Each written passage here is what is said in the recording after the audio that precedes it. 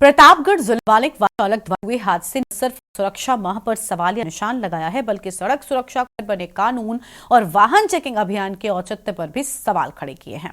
जी हां, बात प्रतापगढ़ के विश्व में हुए सड़क हादसे की, जिसमें नाबालिग वाहन चालक 2 उप निरीक्षक 6 लोगों को रौंदता हुआ गुजर गया। सड़क दुर्घटना के भयावता का अंदाजा इसी से लगाया जा सकता है कि चपेट में आए 2 निरीक्षकों को इलाज के प्रयागराज रेफर किया है। अन्य 4 का इलाज मेडिकल कॉलेज में किया जा रहा है। आखिर वाहन चेकिंग के जरिए बड़ा राजस्व एकत्र होने के बाद भी नियमों का उल्लंघन क्यों नहीं रुकता है, यह अपने आप में एक बड़ा सवाल है। वाहन चेकिंग राजस्व वसूली का लक्ष्य पूरा से सफल नहीं ठहर जा सकती। से दोबारा गलती न करने पर इसे सफल स्वीकार किया जाना चाहिए। एक रिपोर्ट आपको देखते हैं।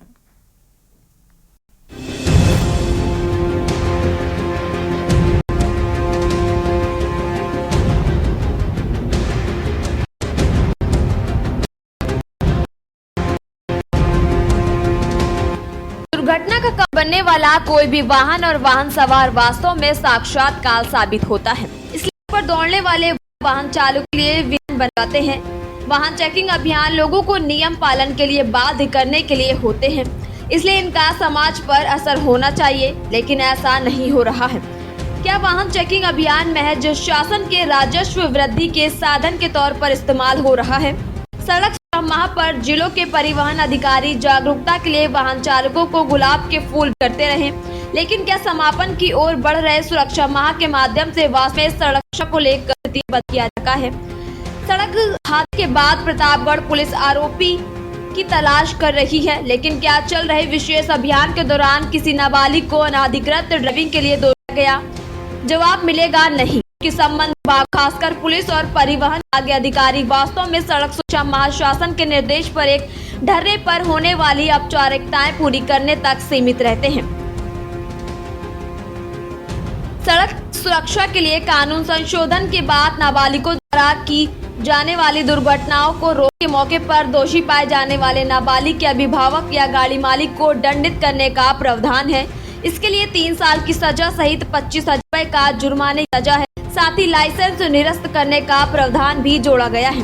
आमतौर पर 18 वर्ष आयु में किसी को भी वाहन चलाने का लाइसेंस जारी किया जाता है, लेकिन गाड़ी चलाते पकड़े गए नाबालिग को 25 साल उम्र के बाद ही लाइसेंस जारी किया जाने का नियम भी कानून में शामिल है। इसके बाद भी परिवहन विभाग अधिक उम्र में लाइसेंस जारी करने को चिन्हित या कहे दंडित लोगों नाबालिगों की संख्या बता पाने में असहज रहता है, क्योंकि चेकिंग अभियान के दौरान नाबालिगों पर पुलिस की निगाह ही पड़ती नहीं, न ही परिवहन विभाग इसकी बात उठाता है। परिवहन विभाग प्रातः मुख्य मार्गों पर दौड़ने वाली भारी वाहनों की चेकिंग करना अपनी जिम्मेदारी समझता है। निश्चित तौर पर इस ताजा घटना को न सिर्फ शासन और सरकार बल्कि अभिभावकों को भी गंभीरता से लेना चाहिए। सरकार और सरकारी मशीनरी के साथ आम आदमी की जिम्मेदारी बनती है कि कोई मन्ना सन्न न हो, इसलिए नाबालिगों द्वारा होने वाली घटना की पुनरावृत्ति कतई होनी नहीं चाहिए। सुरक्षा और ट्रैफिक नियमों का पालन कराने की जिम्मेदारी सभी जिम्मेदारों को सही से निभानी चाहिए, क्योंकि घायलों में 2 उप निरीक्षक भी शामिल हैं। कहने का मतलब है अनियंत्रित नाबालिग वाहन सवार को ये भान नहीं रहता कि सामने आम आदमी, पुलिस या परिवहन विभाग की जिम्मेदार है। स्पेशल डेस्क के न्यूज़ इंडिया। और इसी पर आज करेंगे विस्तार से चर्चा। खास मेहमान हमारे साथ में जुड़ रहे हैं। सबसे पहले हमारे साथ हमारे संवाददाता महफूज हसन है, संवाददाता हैं प्रतापगढ़ से, और इनके साथ में ही मौजूद हैं गुलजार अली जी, सोशल एक्टिविस्ट हैं, चंद भारती जी यात्रा प्रभारी हैं प्रतापगढ़ से। सबसे पहले इनका रुख कर लेते हैं, महफूज करेंगे ना। महफूज, पूरा मामला क्या है एक बार पहले विस्तार से बताइए, फिर साथ मौजूद मेहमानों से भी विस्तार से करेंगे बातचीत।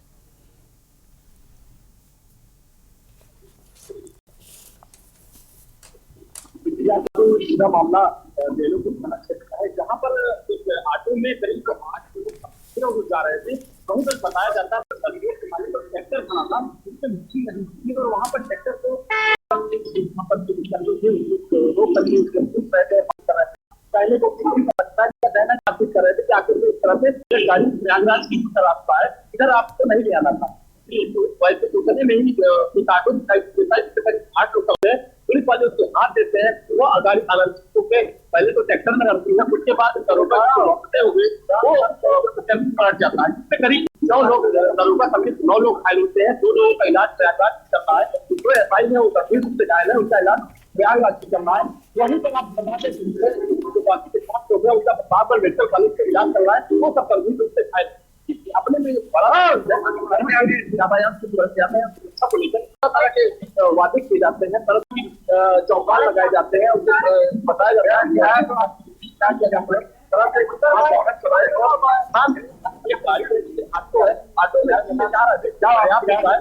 ऐसे ऑटो में अगर 9 लोग सवार होंगे तो बड़ा हादसा होगा। बिल्कुल बड़े हादसे होंगे। और जिस तरीके से यहाँ पर नाबालिग जो है वो वाहन चला रहा था और जिसके चलते ये पूरा हादसा हुआ। हमारे साथ में जयप्रकाश जी भी जुड़ चुके हैं, पूर्व आईपीएस अधिकारी हैं। पहले उनका रुख कर लेते हैं। महफूज आपके पास में वापस उसके बाद लौटेंगे। बहुत स्वागत जयप्रकाश जी आपका।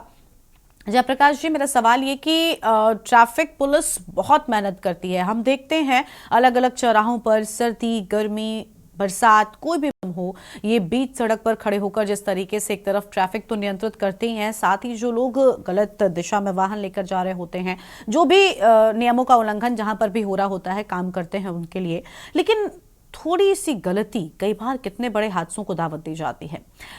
माता पिता की भी जिम्मेदारी बनती है कि नाबालिगों के हाथों में वाहन न दिया जाए, लेकिन गलती होती है और उसका अंजाम भी भुगतना पड़ता है। एक तरफ सरकार इतने सख्त नियम बना रही है कि अगर नाबालिग बच्चा वाहन चलाते पकड़ा जाता है तो उनके माता पिता पर कार्रवाई की जाएगी, बावजूद इसके ऐसे मामलों में लगाम नहीं लग पा रही है। ये जो ताजा मामला प्रतापगढ़ से सामने आया, इसमें एक नाबालिग बच्चा किस तरीके से उनको रोनता हुआ चला गया। सोचिए आप, कितने सारे लोगों को चोट पहुंची और कितने परिवार बिखर जाते हैं, कितनी ऐसी घटनाएं होती हैं। जो दुर्घटनाएं हैं ये सबसे ज्यादा लगातार बढ़ती जा रही हैं और इसमें लापरवाही है आम लोगों की। देखिए, ये एक तरह से देखा जाए तो ये बड़ी घटना है। और दूसरे इस घटना के पीछे कारण को देखें कि वो जो नाबालिग वाहन चालक जिसको बताया जा रहा है, वो निश्चित रूप से वो ये जानता है कि वो गलत कर रहा है, तभी वो डर के वो भागा होगा और डर के भागने के कारण ही ये घटना हुई होगी। वो भी जानता है गलत कर रहा है और सोसाइटी के लोग भी जो उसमें बैठ रहे होंगे, नागरिक जिनने भी सवारी की होगी, उनने किसी ने देखे प्रतिरोध नहीं किया होगा कि भाई तुम बच्चे हो, तुम गाड़ी नहीं चला सकते। किसी ने नहीं उसे टोका होगा। ये केवल ऐसा लगता है कि जो सिस्टम है, पुलिस है या आरटीओ के लोग हैं, इनकी जिम्मेदारी है कि वो इसको चेक करें, जबकि सोसाइटी की भी जिम्मेदारी है।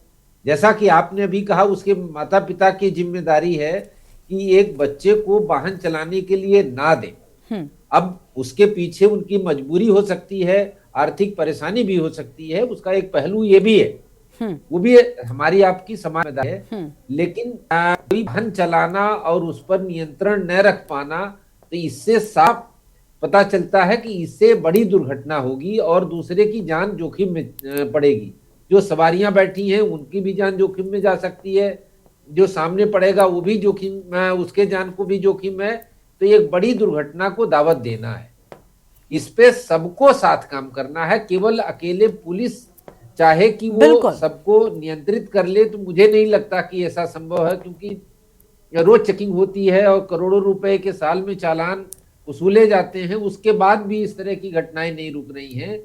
तो कहीं समाज में लोगों को खुद जिम्मेदार होने की भी जरूरत है। बिल्कुल, सबसे बड़ी बात कि लोगों को खुद जिम्मेदार होने की जरूरत है। और मेरा सवाल भी आपसे उसी लिहाज से था और इस पर हम और भी अभी चर्चा करेंगे। पहले महफूज हसन का एक बार फिर से रुख करेंगे, प्रतापगढ़ से संवाददाता है। महफूज, आपके साथ में गुलजार अली जी भी मौजूद हैं, सोशल एक्टिविस्ट है, उनसे बातचीत कीजिए और जानिए कि कैसे आखिर ऐसी घटनाओं पर लगाम लगाई जा सकती है।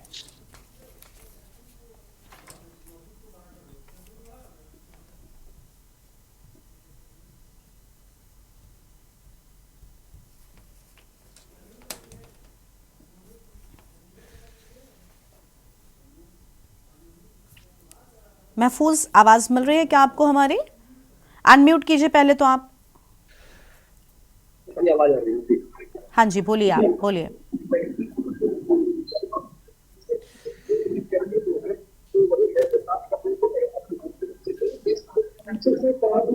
राज नौ सवारी भर्ती वहां तक पहुंचा तो अचानक से जब सिपाही आकर वहां उसको हाथ दिए तो ड्राइवर अपना अनियंत्रित हो बैठा और टेम्पो ट्रैक्टर से टकराते हुए सिपाही और दरोगा जी के उतरते हुए आगे कहीं कहीं पलट गए। तो कहीं ना कहीं इसके जिम्मेदार हमारे इस तरीके से किसी को हाथ देने से आदमी घबरा जाता है और पहले तो अपना पैदाइश बाधित थे तो तो ड्राइवर अभी जिंदगी मौत के जिम्मेदार कौन है, इसकी जिम्मेदारी को मिलेगा। अभी कुछ दिन पहले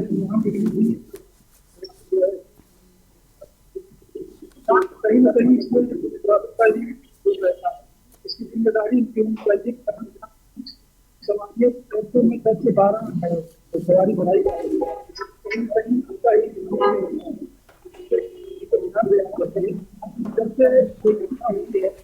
कहीं भी घटना होती है तो ये लोग फिर रोड पे टेंशन के बजाय अंदर गली की तरह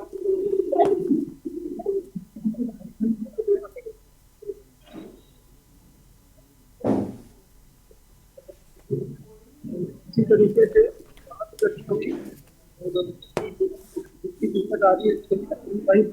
पड़ेगा।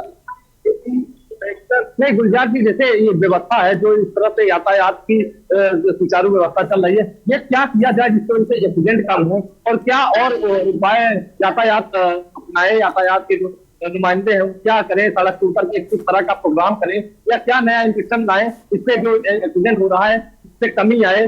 फिलहाल पुलिस चालान करती है, लोगों को रोकती है, रास्ते बताती है, यातायात के नियम बताती है, सीट बेल्ट लगाइए, हेलमेट लगाइए, उसके बाद भी घटनाएं कम नहीं हो रही। तो किस तरह का जो है यातायात कार्यक्रम करे कि जिससे घटनाएं कम हो और सुरक्षा, सड़क सुरक्षा बनी रहे। सड़क सुरक्षा की तो यातायात लगातार जो है सवारी वाली गाड़ियां हैं इसके भी थोड़ा ध्यान देना पड़ेगा। 4 से 5 सवारियों की गाड़ी होती है तो 10 से 12 लोगों को बैठाया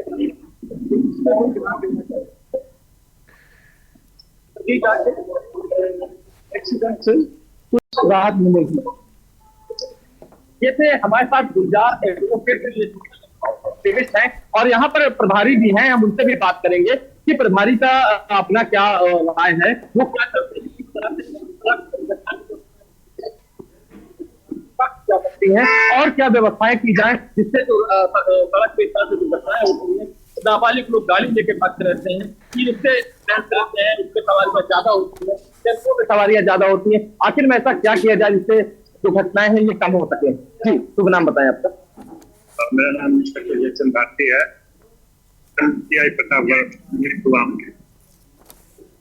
यातायात व्यवस्था के लिए जो है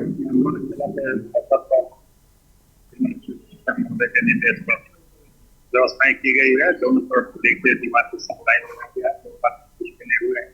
इसी के अंदर जो टेम्पो और जो भी गाड़ियां आते हैं किनारे खड़े हुए हैं, ड्यूटियां सब लगाई गई है। अब हमारे बिना से लेकर आपके रुपया मोड़ तक इसको 5 जोन और 35 सेक्टरों में बांटा गया है। सर्विस सेक्टर में सर्विस सेक्टर लगाई गई है, किया गया है। 3 दिन तक ये ज्वाइन किया गया है। हाईवे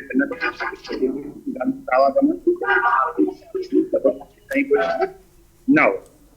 कुंभ मेले को लेकर तरह तरह के दिए गए हैं, सुरक्षा के लिए कड़े इंतजाम किए गए हैं। वहीं जो प्राइवेट वाहन है, जो डग्गा मार वाहन है, एक साथ करीब जैसे उनके 7 सीटर गाड़ियां हैं या 5 सीटर गाड़ियां हैं, वो लोग 10-10 सवारी 15-15 सवारी लेके टहल रहे हैं। इसके लिए आपकी जो यातायात व्यवस्था है क्या है? के लिए लोग स्पष्ट रूप से इनको निर्देश दिया गया है कि आप सवारियां आपको निर्धारित है उसी तरह चलें। यातायात नियम कार्रवाई।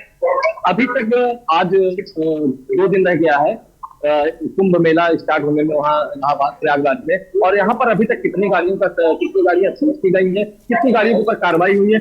अभी हाल ही में कल के डेट में 9 यात्री एक टेम्पो में बैठे थे तेलुपुर में, जिसका एक्सीडेंट होता है दरोगा जी की गाड़ी रोकने पर। दरोगा जी के ऊपर भी चल जाती है गाड़ी, भी प्रयागराज इलाहाबाद में रेफर है और सीरियस है। तो इस तरह की कितनी आपने कार्रवाइयां की है अभी तक?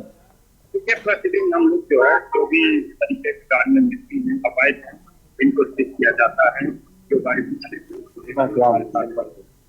ट्रेन है चले जाते हैं। लगभग अभी कल के गाड़ियां से दूरी है, कल को देखिए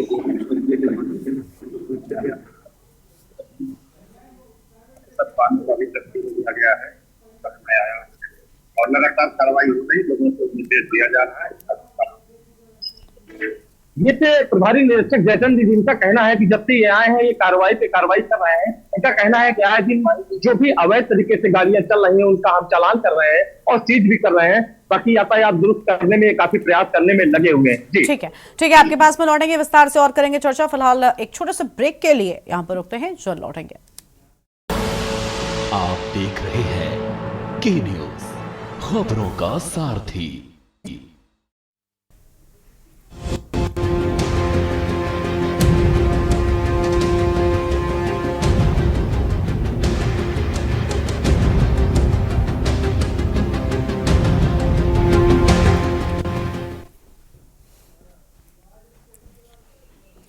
ब्रेक के बाद आप सभी का स्वागत है। वापस से अपनी चर्चा का शुरुआत कर लेते हैं। हमारे साथ में महफूज हसन बने हुए हैं लगातार और जयप्रकाश जी हैं। महफूज का एक बार फिर से रुख करेंगे। महफूज, आपके साथ में जयचंद भारती जी भी होंगे, यातायात प्रभारी प्रतापगढ़, उनसे भी बातचीत कीजिए और उनसे जानिए कि वो तो एक तरफ देखिए पूरी कोशिश करते ही हैं कि लोगों को यहाँ पर दिक्कतें ना हो, ट्रैफिक सुव्यवस्थित चलता रहे, लेकिन कई बार लोग जो हैं वो मानने को तैयार नहीं होते। नज़र चूकी नहीं कि लोग निकल जाते हैं और नियमों का उल्लंघन करते हैं, लेकिन ये गलती भी भारी उन्हीं को पड़ती है। कई बार हम खुद की गलती की वजह से परेशान हो जाते हैं और कई बार सामने वाले की गलती से भी लोगों को चोट लग जाती है। जब लोग नियमों का पालन नहीं करते तब घटनाएं ऐसी होती हैं। उनसे बातचीत कीजिए और जानिए।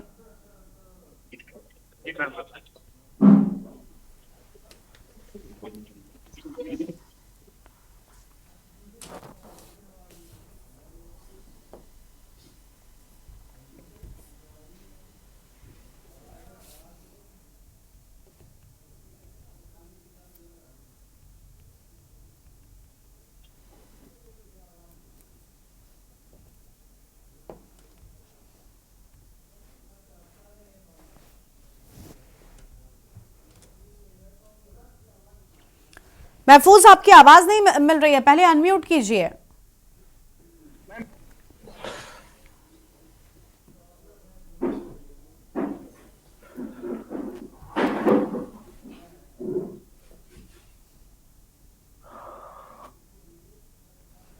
महफूज, माफ कीजिएगा, आपकी आवाज नहीं मिल रही है, इसलिए वापस आएंगे आपके पास में। जयप्रकाश जी का एक बार फिर से रुक कर लेते हैं। जयप्रकाश जी, बहुत अच्छी बात आपने पहले कही थी कि देखिए सिर्फ पुलिस की जिम्मेदारी नहीं है, ट्रैफिक पुलिस कर्मियों की जिम्मेदारी नहीं है, बल्कि हम लोगों की भी जिम्मेदारी है कि हम अपने घर में जो बच्चे हैं इन्हें वाहन ना दें। और सबसे बड़ी बात देखिए, मजबूरी कोई भी हो सकती है, लेकिन मुझे लगता है कि अगर इन घटनाओं का शिकार होते हैं लोग तो फिर जो नुकसान होता है उस मजबूरी से, उस नुकसान से बड़ा कुछ भी नहीं है। इसलिए लोगों को सोचना चाहिए, और चाहे माता पिता हो। और ये आपने बहुत अच्छी बात कही कि कई बार उनकी गरीबी, उनकी समस्याएं, उनके सामने जो मजबूरी है वो बाधा बनती है इन चीज़ों में। लेकिन दूसरी बात यह कि हमने कई बार देखा है कि कुछ शिक्षित माता पिता भी अपने बच्चों को, मैंने कई बार खुद देखा है कि स्कूली बच्चे स्कूटी लेकर निकल पड़ते हैं, कई बार कार लेकर। अभी देहरादून में कुछ महीनों पहले एक हादसा हुआ था जहां पर सभी बच्चे नाबालिग थे और कार लेकर जा रहे थे, बाद में 6 के 6 बच्चों की जान चली गई। तो ऐसा बिल्कुल ना करें, और मजबूरी हो या कुछ भी हो, कम से कम इस बात का ध्यान रखें, अपनों की सुरक्षा का ख्याल करें और साथ ही साथ रोड पर चलने वाले अन्य लोगों के बारे में भी विचार करें। उनके लिए आप क्या कहना चाहेंगे सर? देखिए गर्मा जी, आपने ही बहुत सारी बातें आपने अपनी बात अपने प्रश्न में ही कह दिया। अभी हाँ। आपने 2 बड़ी घटनाएं आपने महाराष्ट्र की सुनी होंगी, एक्सीडेंट की, जो बड़े बाप के बेटों ने इस तरह से घटनाएं की थी और बड़ी घटनाएं हुई थी। वो पूरे देश में चर्चा का विषय बनी थी। लेकिन एक बेसिक सा प्रश्न है जो सबके सामने, हमारे आपके सबके सामने है कि पुलिस वाहन चेकिंग क्यों करती है। उसका सीधा सीधा एक सिंपल सा उत्तर है कि वो दुर्घटना को रोकने के लिए, और दुर्घटना जो चला रहा है, जो उसमें बैठा है, उसके साथ दुर्घटना न हो इसके लिए। जिसको वो सुरक्षा देना चाहता है वही सुरक्षित नहीं होना चाहता। उससे जुड़े हुए जो किन्शिप हैं, माता पिता हैं, जो लोग जुड़े हुए हैं, वो उस पर संवेदनशील नहीं है। शासन, प्रशासन और पुलिस उन्हें चेकिंग करती है। तो जो मैंने पहले आपको कहा, कहीं खुद को संवेदनशील होने की जरूरत है कि जब दुर्घटना होती है तो जिसकी डेथ होती है वो एक तरह से कैपिटल लॉस है। कैपिटल लॉस का मतलब जान चली जाती है, आदमी खत्म हो जाता है, तो वो हर तरह से परिवार टूटता है, भावनात्मक रूप से भी, सदस्य के रूप में भी, आर्थिक रूप से भी, हर तरह से टूट जाता है। तो दुर्घटना एक बड़ी घटना है, किसी की दुर्घटना में डेथ होना, इसको अवॉइड करने के लिए पुलिस रोक रही है। तो उन सबको, हम सबको सोचने की जरूरत है कि एक नितांत संवेदनशील प्रश्न है। भारत वर्ष में ही कम से कम 1,45,000 डेथ होती है हर वर्ष। ये बहुत बड़ी हानि है। इतना मर्डर में और दूसरी घटनाओं में लोग नहीं खत्म होते। हम एक बड़ी जिसमें करीब 38% लोग यंग होते हैं, जो करीब 20 साल या 30 साल से नीचे की जनसंख्या है। तो हम बहुत बड़ी जनसंख्या खोते जा रहे हैं बिल्कुल। और सबसे बड़ी बात, कितना नुकसान होता है, कितनी ऐसी घटनाएं सामने आती हैं। हम खुद अपने दर्शकों को जब इस तरह की खबरें सुनाते हैं तो हमें भी लगता है कि ऐसा नहीं होना चाहिए और इस तरीके की घटनाओं पर रोक लगनी चाहिए। और इसमें हमें और आपको एक बड़ी भागीदारी निभानी होगी, अपनी जिम्मेदारी पूरी करनी होगी। शायद तभी ऐसी घटनाओं पर हम लगाम लगा सकेंगे और उन्हें रोक सकेंगे और अपनों को खोने से बच सकेंगे। शुक्रिया जयप्रकाश जी आपका हमारे साथ जुड़ने के लिए। और महफूज हमारे साथ में लगातार बने हुए हैं। महफूज, आवाज मिल रही है क्या आपको हमारी?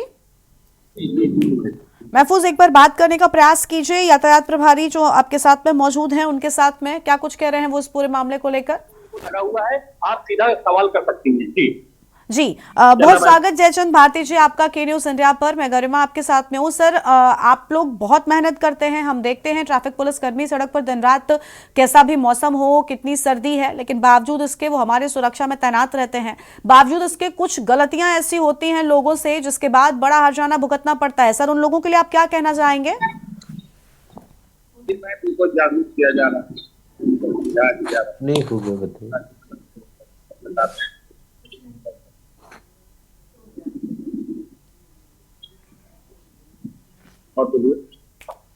जिस तरह हम आवाज जा रही है, आप हाँ सर, आप बोल सकते हैं, मैं बोल सकते हैं आप।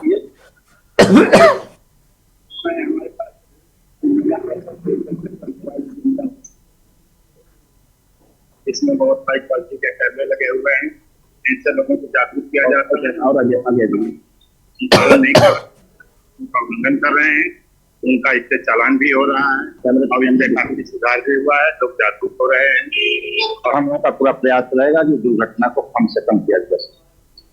बिल्कुल, बड़े प्रयास आपकी ओर से किए जा रहे हैं और अहम जिम्मेदारी भी आपकी ओर से सर निभाई जा रही है। उम्मीद है कि आम लोग भी इस चीज को समझेंगे और अपनी जिम्मेदारी निभाएंगे और सड़क सुरक्षा नियमों का जो है वो पालन करेंगे ताकि आने वाले वक्त में ऐसी घटनाएं ना हो। शुक्रिया सर आपका हमारे साथ जुड़ने के लिए और अहम जानकारी के लिए। महफूज, आपका भी बहुत शुक्रिया हमारे साथ जुड़ने के लिए। तो सड़क सुरक्षा और जीवन रक्षा तभी होगी जब हम और आप इन नियमों का पालन करेंगे, सड़क पर चलते वक्त ध्यान रखेंगे और सबसे बड़ी बात कि अपने घर के नाबालिग बच्चों को या जो लोग भी वाहन नहीं चला पाते हैं उन्हें वाहन नहीं चलाने देंगे। अपनी जिम्मेदारी को समझिए, अपनी और लोगों की सुरक्षा का ध्यान रखिए। इस बुलेटिन में इतना ही। आप देखते रहिए के न्यूज इंडिया। नमस्कार।